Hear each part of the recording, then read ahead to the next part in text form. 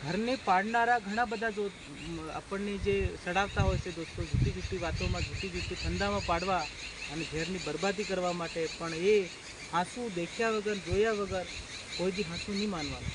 કેમ કે પોતાના આપણે 7 ફેરા ફરીને લાયા હોય છે, તો એને બી એના મોતથી સાંભળવું પડે. બીજાને કહેદેલે બી હાથ અદ્દર ના થાય.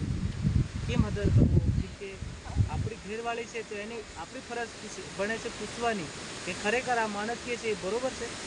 અને પછી માણસને હાથ ઉઠાવવાનો બી અધિકાર નથી હોતો.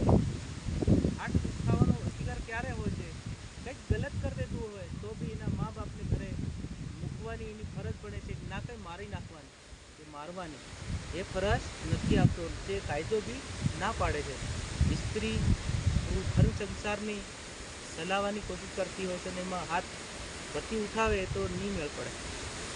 એટલે જરૂરથી લાસ્ટ જ જોજો, લાસ્ટ જ વોચ કરજો, શેર કરજો, કમેન્ટ બી કરજો. ભાઈ નહીં ગમતી હોય બાપાના ઘેર રૂકી દેવાની. હા, મારવાનું થોડું કઈ મરાય નહીં, મરાય નહીં.